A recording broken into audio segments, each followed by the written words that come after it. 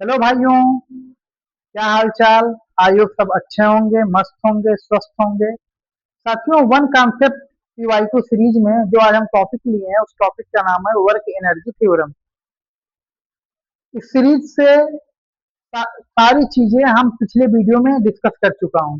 ये सीरीज क्या है, इसका इम्पोर्टेंस क्या है, किसके लिए एप्लीकेबल है। जो बच्चे नए हैं उनको हम थोड़ा बहुत आइडिया दे देता हूँ।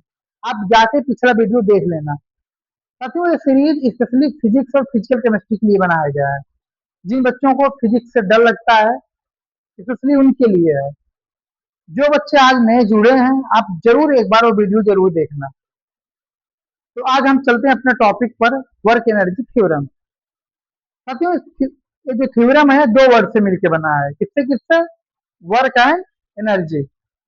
मतलब ये जो थ्योरम है किसके किसके रिलेशनशिप है? वर्क और एनर्जी का। तो थ्योरम बोलता है, अगर आप किसी पार्टिकल पर जितने फोर्स द्वारा वर्क डन हम किए हैं, उस पार्टिकल के काइनेटिक एनर्जी कितना चेंज होता है उसके बराबर होता है। मीन्स जैसे कोई हम पार्टिकल पे हम पुश कर रहे हैं, फ्रिक्शनल फोर्स कितना वर्क डन कर रहा है, इन सारी चीजों को एक समेशन होगा उस पार्टिकल पे। उसका पार्टिकल का काइनेटिक एनर्जी कितना चेंज हुआ, मतलब अगर रेस्ट है, रेस्ट से मोशन में आया, उसमें कितना चेंज हुआ, या कुछ पहले से वेलोसिटी थी, मैं फोर्स लगाया उसके बाद उसकी वेलोसिटी चेंज हुई, तब कितना हुआ, ये सारी चीजें उसके काइनेटिक एनर्जी के ये थ्योरम बोलता है। जैसे मान लो कोई वॉल है, हम उस पर फोर्स लगा रहे हैं, वॉल तो मूव मूव किया नहीं, अगर वो मूव कर दिया, हम कोई वर्क डन किए। वर्क डन यही होता है ना, फोर्स इंटू डिस्प्लेसमेंट। जब उसका कोई डिस्प्लेसमेंट ही नहीं हुआ तो वर्क डन किस बात का? मीन्स काइनेटिक एनर्जी कोई चेंज नहीं हुआ भाई। जब मूव करेगा तभी तो वेलोसिटी गेन करेगा, तभी तो इसका कोई काइनेटिक एनर्जी गेन करेगा। यही सब है। साथियों, हम चलते हैं इस पे। अरे फोर्स थ्योरम क्या बोल रहा है? थ्योरम बोल रहा है, work done by all force equal to change in kinetic energy. अब फोर्स में साथियों दो टाइप के, internal force, external force. Internal force two type का, कंजर्वेटिव एंड नॉन कंजर्वेटिव। अगर जिन बच्चों को इसमें कंफ्यूजन है, internal, external, conservative, non conservative, आप मेरा पिछला वीडियो जरूर देखना। अगर आपको उसके बाद भी डाउट बना रहता है तो आप मेरे को मैसेज करना। तो साथियों, ये तो हो गया फोर्स के बारे में, थ्योरम के बारे में। अब मेन जो सबसे इंपॉर्टेंट बात है वो क्या है कि इसको अप्लाई कहाँ करें, किस क्वेश्चन में अप्लाई करें, हम क्या देख के वहां अप्लाई करें। साथियों, अगर क्वेश्चन में आपको डायरेक्टली या इनडायरेक्टली वर्क या एनर्जी का मेंशन दिखे, तो आपके दिमाग में वर्क एनर्जी थ्योरम स्ट्राइक करना ही चाहिए। डायरेक्टली मतलब क्या कि उसमें वर्क वर्क वर्ड और एनर्जी वर्ड दिया हो। इनडायरेक्टली क्या है कि मतलब आप, आपके दिमाग में होना चाहिए कि मतलब अगर कोई सिस्टम दिया है उसे हम वर्क कैलकुलेट कर सकते हैं, या उसे हम एनर्जी कैलकुलेट कर सकते हैं।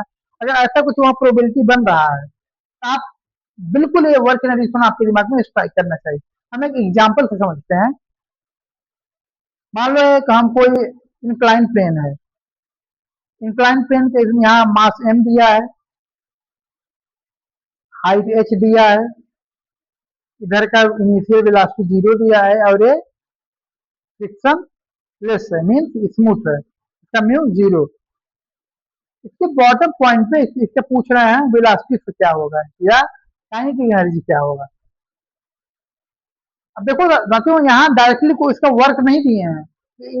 मतलब ग्रेविटेशनल का वर्क डन इतना है, नॉर्मल का वर्क डन इतना है, तो आप मेरे को बताओ।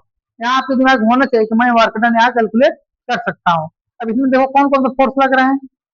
ग्रेविटेशनल फोर्स लग रहा है, इधर कौन सा फोर्स लग रहा है, नॉर्मल फोर्स। अब क्या होगा, work done equal to gravitational force plus work done equal to normal force बराबर change in kinetic energy. Gravitational का कितना होगा, एम जी एच, नॉर्मल का 0। समझ रहे हो ना, परपेंडिकुलर है। Kinetic energy final, kinetic energy initial, ये क्या है, टर्म जीरो है। अब M G H equal to half M V square. अब यहाँ से वेलोसिटी निकाल सकते हो, काइनेटिक एनर्जी हो गया, तो चीजें यहाँ हो गई। अब दूसरा केस लेते हैं, इसमें क्या है, फ्रिक्शन का कोई वैल्यू दिए तो पहला केस हो गया। इसमें साथियों आपको समझ में आया होगा ना मैं क्या क्या बोला इधर। वर्क डन, ग्रेविटेशनल, नॉर्मल का, चेंज इन काइनेटिक एनर्जी, सारी चीजें हो गई इधर। अब हम सेकंड केस लेते हैं। सेकंड केस में क्या है, इसमें फ्रिक्शन दिया है। फ्रिक्शन कुछ दिया है, चलो हम तो म्यू मान ले रहे हैं। अब इसमें बोल रहे हैं कि वर्क डन बाई आपको फ्रिक्शन फोर्स निकालना है, कितना होगा। अब यहाँ इसका सेकंड केस में जो फाइनल वेलोसिटी है उसको कुछ दिया है 10 मीटर पर सेकंड।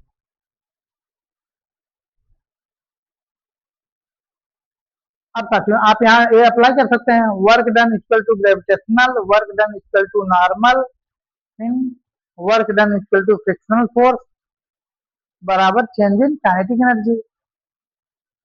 अब सब रख के देखो, इसका भी मालूम है आपको, इसका जीरो ही हो गया, इसको कैलकुलेट करना है। इनिशियल जीरो है काइनेटिक एनर्जी,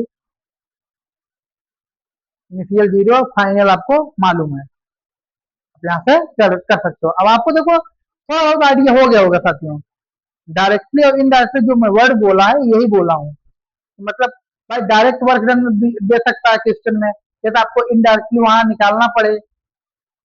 अब बस वर्क डन भी निकालना तो क्यों आसान ही है, फोर्स इनटू डिस्प्लेसमेंट, इसमें कुछ बहुत बड़ा है नहीं। अब एंगल का भी ध्यान रखना, 90 डिग्री हो तो जीरो हो जाएगा। अब इसके चलते हैं जो अभी तक प्रीवियस ईयर क्वेश्चन आ चुके हैं। पहला क्वेश्चन लेते हैं साथियों। इसमें कोई बॉडी है, उसकी मास कितना है, 1 केजी, और उसका जो वो किस पे रखा गया है, स्मूथ सरफेस पर, स्मूथ एंड हॉरिजॉन्टल सरफेस।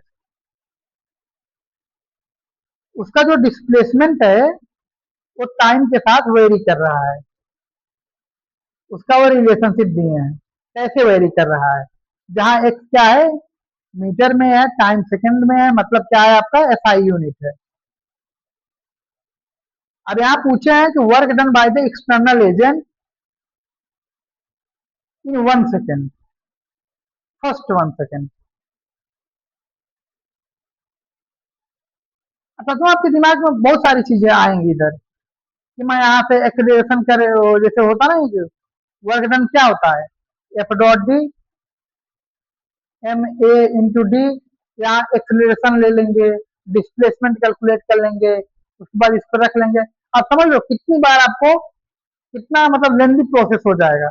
आपको 2 बार इंटीग्रेट करना पड़ेगा एक्सेलरेशन के लिए, फिर डिस्प्लेसमेंट के लिए। चीजें इतना, आप एग्जाम जो नीट का एग्जाम समझ ही सकते हो, इतना प्रेशर रहता है, ताकि थोड़ा सा सिली मिस्टेक हुई, गया 1 नंबर। इसीलिए राजू थोड़ा आप सोचो, देखो वर्क आ गया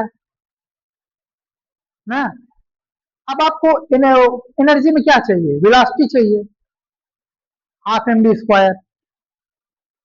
अगर हमको वेलोसिटी मिल जाए तो मेरा काम हो जाए।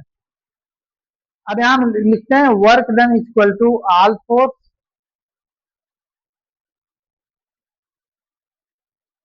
बराबर चेंज इन काइनेटिक एनर्जी।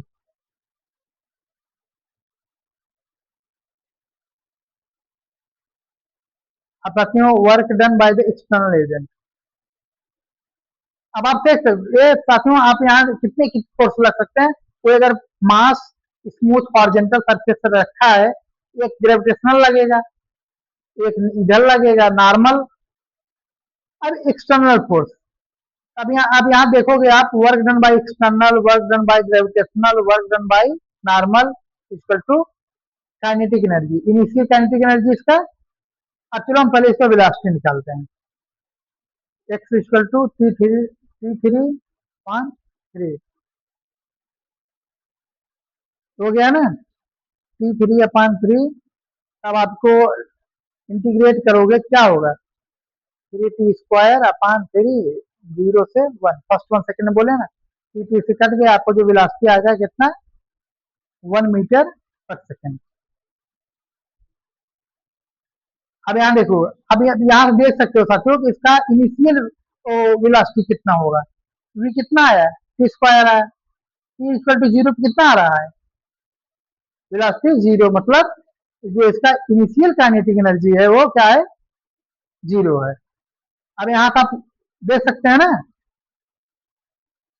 कि अब work done by external gravitational, इसका क्या हो गया, जीरो हो गया, परपेंडिकुलर है, इसका क्या हुआ, जीरो, परपेंडिकुलर, क्योंकि डिस्प्लेसमेंट ऑफ फोर्स परपेंडिकुलर। अब क्या होगा, work done external force oblique half mass 1 kg, velocity कितना है 8 मीटर पर सेकेंड, 1:1। तो work done equal to external force of कितना हुआ 95 जूल। ये चीज तो आपको समझ में आ गया होगा। मतलब हम अगर थोड़ा सा क्वेश्चन जब मेरे सामने आए, अगर उसके बारे में हम थोड़ा सोच के करें, हमारे लिए कितना आसान हो जाएगा। यहाँ बस आपको वेलोसिटी एक बार इंटीग्रेट करना था, यहाँ वेलोसिटी आ गया, वेलोसिटी से आपका सारा काम ओके हो गया। क्योंकि मैं थोड़ा बड़ा हो गया था तो मैं, क्योंकि आपको समझाने के लिए यहाँ लिख दिया कि ग्रेविटी और नॉर्मल, बाकी आप दिमाग में भी या सोच लो करके, बस वेलोसिटी निकाल के फट दो गए। आप उसमें करोगे साथ तो बहुत लंबी हो जाएगा। बस आपको वही सोचना है, वहां आपको पीएचडी नहीं करना है, कोई टीचर वहां वाहवाही नहीं देने वाला, वहां हमको बस 4 नंबर लेना है। दो क्वेश्चन और है साथियों, एक ये है, इसको हम आपको आइडिया दे चुका हूँ, इसका इनिशियल वेलोसिटी दिए हैं। अब वो पूछे हैं कि जब फर्स्ट टाइम वो इसका वेलोसिटी जीरो हो रहा है, तो आपको क्या करना है, इसका डिस्टेंस ट्रेवल निकालना है, आपको वर्क डन निकाल लेना है। मैं अब जो एग्जांपल दिया, तो work done by the gravitational, work done by the frictional बराबर change in kinetic energy, final zero हो गया, इनिशियल दिया है। आप घर पे एक बार इसको करना, उसके बाद अगर ना आए तो मैं उसको अगली क्लास में डिस्कस करूंगा। ये साथियों सेम क्वेश्चन है जो मैं पहला डिस्कस किया, बस इसमें वेलोसिटी और डिस्प्लेसमेंट का रिलेशनशिप दिया गया है। अब देखो, आप यहाँ समझ सकते हो, वो आपको वर्क डन निकालना है, find the total work done by the all force displacement इतना से इतना। अगर आपका वी दिया है, आप वी से क्या एनर्जी निकाल सकते हो, एनर्जी से आपका वर्क डन हो जाएगा। ये चीजें आप घर पर ट्राई करना, अगर ना हो तो मैं अगले दिन इसको डिस्कस करूंगा ही क्लास में। ये आपका होमवर्क है दो। अब आपको यहाँ से आज इंपॉर्टेंट ये पता चला वर्क एनर्जी थ्योरम का मैं क्या इंपॉर्टेंट दूंगा, मैं किस क्वेश्चन में अप्लाई करना है, क्या, तो साथियों ये और सारे मेथड से भी आ सकता है, लेकिन वो बहुत लेंदी हो जाएगा। जब चीजें मेरे पास आसान है, मैं क्यों इधर उधर दौड़ूं। अब आप फिजिक्स में एक चीज सॉल्व करते समय एक जरूर आपने ध्यान में रखना, जो डाटा दिया है उसको आप एक जगह लिख लो, मास कितना दिया है, कहाँ रखा गया है, वेलोसिटी की किसके रिलेशनशिप में आया गया, कितना दिया गया है, कितने टाइम में पूछा है, आपका सिली सिली मिस्टेक कम होगा। बातें ठीक है, इतना आपको आई होप सबको समझ में आया होगा। तो हम अगले वीडियो में आप मैकेनिकल एनर्जी कंजर्वेशन के बारे में डिस्कस करेंगे, उससे रिलेटेड क्यूआई को। तो ठीक है बच्चों, आप इसको ट्राई करना घर पे, अगले वीडियो में मिलते हैं। Thank you.